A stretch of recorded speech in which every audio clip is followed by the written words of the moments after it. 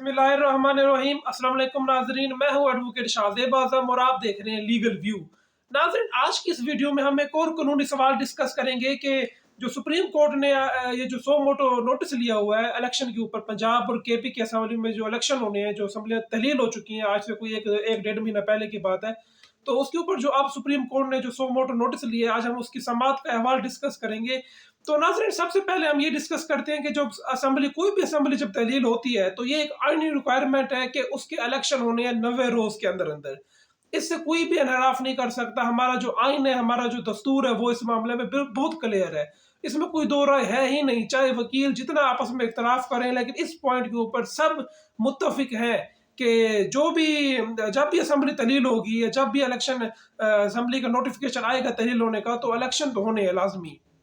तो इसमें बहस कहीं और निकल गई थी, क्योंकि ये जो गवर्नर साहब थे, हमारा आइन असल में कहते हैं कि जब चीफ मिनिस्टर गवर्नर को असेंबली अरसाल कर दे कि असेंबली को जो तहलील कर दिया जाए, तो गवर्नर के ऊपर लाजिम है कि वो उसको तहलील करे। अगर गवर्नर ऐसा नहीं करता तो 48 घंटों बाद असेंबली खुद ब खुद तहलील हो जाएगी।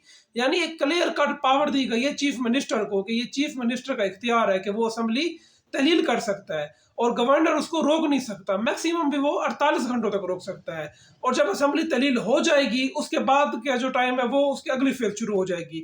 उसमें यह है कि गवर्नर सबसे पहले ना इलेक्शन की डेट उसमें देगा, डेट अपॉइंट करेगा।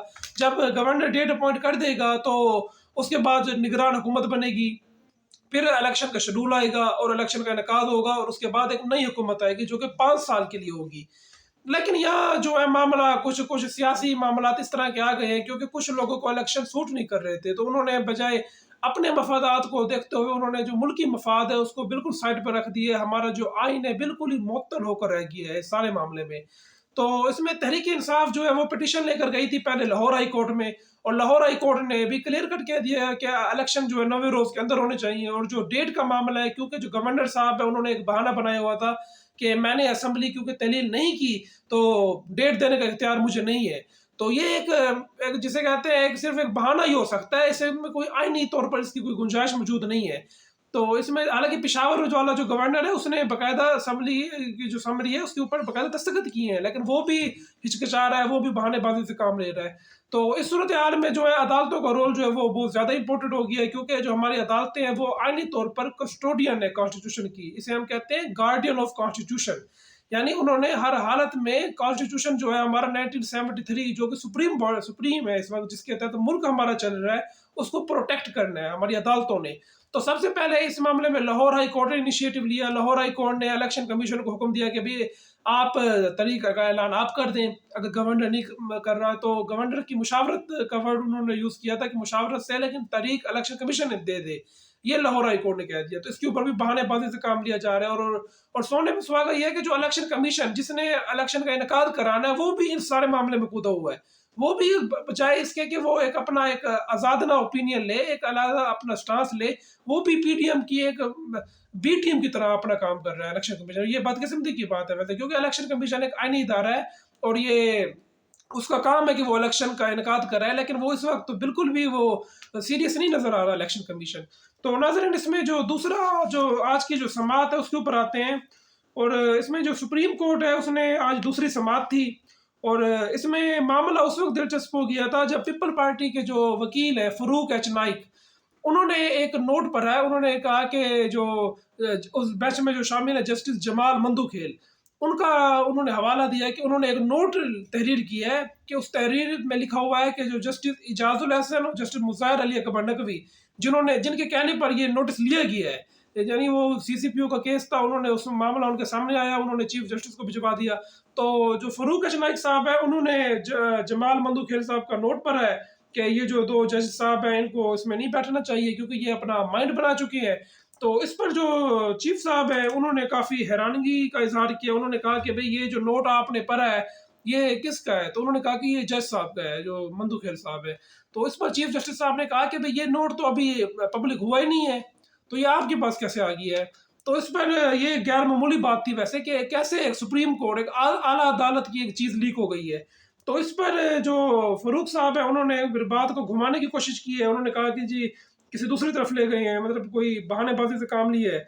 और बात को कहीं और ले गए हैं। तो फिर इस पर चीफ जस्टिस साहब ने कहा कि ये कोई आम केस नहीं है। आम केस में हमारे पास शहरी आते हैं, आर्टिकल 184(3) में भी आते हैं और भी दीगर पिटीशन आती है, लेकिन ये वो केस है जिसमें आईन पाकिस्तान हमारे पास आया हुआ है। यानी आप इस केस की इम्पोर्टेंस का अंदाजा यूँ लगाएं कि आइन जो है हमारा, जिसके तहत हमारा मुल्क चल रहा है, वो उसको भी इंसाफ की ज़रूरत है। वो इस वक्त सुप्रीम कोर्ट में गया हुआ है। हमारा आइन, हमारा जो सुप्रीम लॉ है जिसे हम कहते हैं, जो भी कानून जो आइन के बरखिलाफ होगा वो ऑटोमेटिक कलअदम हो जाएगा। लेकिन इस सूरत हाल में जो पीडीएम की जो हुकूमत है, उन्होंने आइन को भी इंसाफ के कटहरे में खड़ा कर दिया है कि आइन जो है वो भी इंसाफ तलब कर रहा है। तो इस पर चीफ जस्टिस साहब ने इसमें एक दिलचस्प रिमार्क्स में कुछ जुमलों का तबादला भी हुआ है इस पर, कि उन्होंने कहा कि आइन खुद हमारे कटहरे में आया हुआ है, आज हमने आइन को इंसाफ देना है, यानी हमने आइन को प्रोटेक्ट करना है। कहने का मतलब यही है कि क्योंकि वो कस्टोडियन है कॉन्स्टिट्यूशन की, तो उन्होंने आइन को प्रोटेक्ट करना है, उसको इन्फोर्स करना है। और इसके बाद जो फरूक साहब है, उन्होंने कुछ एतराज़ किया था कि जो बेंच में शामिल हैं दो जज साहिबान जो हैं, जस्टिस इजाज़ुल एहसन और जस्टिस मुज़ाहिर अली अकबर नकवी, ये अलहदा हो जाएं अपने बेंच से, या खुद ये ना रेस्क्यू कर जाएं कि हम इस समात का हिस्सा नहीं बनते। तो इस पर जो चीफ जस्टिस साहब है, उन्होंने इस मामले पे कोई खास तवज्जो नहीं दी। उन्होंने कहा कि हम इस मामले को मंडे को देखेंगे, सोमवार को देखेंगे।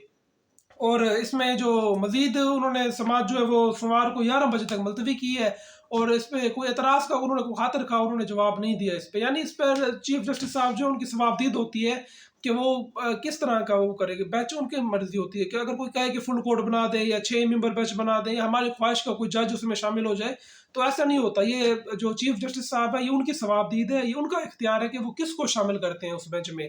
और इसके अलावा जो बाकी के जो हाज़िरी मुकम्मल की गई, जो बाकी जो जितनी पार्टियों को नोटिस किया गया था, उन पार्टियों की हाज़िरी मुकम्मल की गई।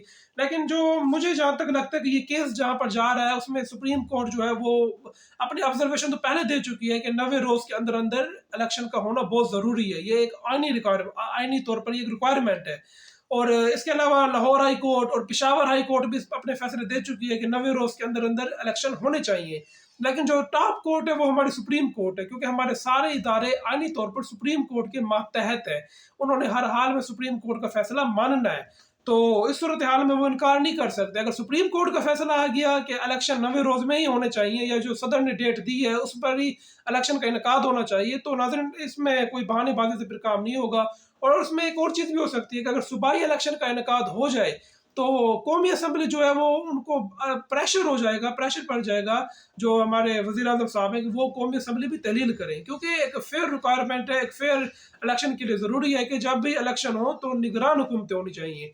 क्योंकि अगर पंजाब में इलेक्शन होगा तो फेडरल हुकूमत बैठी होगी, और इस तरह से जब कल को 3 महीने बाद फेडरल के इलेक्शन होंगे तो सूबों में, पंजाब में, तो जहाँ तक नज़र आ रहा है कि पीटीआई अपनी हुकूमत बना लेगी और अच्छी खासी मेजॉरिटी से बना लेगी, और केपीके में भी बना लेंगे। तो उस वक्त अगर पीटीआई की हुकूमतें होंगी तो उस पर फिर ये पीडीएम की जमातें शोर मचाएंगी, क्योंकि जो फेडरल हुकूमत होगी वो तो सिर्फ 27 किलोमीटर तक महदूद होगी उसमें। तो नाज़रीन इसमें भी सुप्रीम कोर्ट ने देखना है। और सुप्रीम कोर्ट एक वैसे आर्डर दे सकती है, तमाम फ्री कैन को बिठा सकती है कि आप एक एक मुत्तफ़िका डेट पर आप मुत्तफ़िक हो जाएँ कि जिसमें जनरल इलेक्शन हो। और इसमें हो सकता है कि जब कौमी असम्बली तहलील होगी तो जो 90 रोज़ का जो पीरियड होगा वो उसको देखा जाएगा। मतलब सूबाई असम्बली वाला पीरियड जो है वो फिर उसको इतना अहमियत नहीं दी जाएगी अगर कौमी असम्बली तहलील हो जाती है। लेकिन अगर ऐसा नहीं होता तो इलेक्शन जो है वो 90 रोज़ के अंदर तो कराने पड़ेंगे।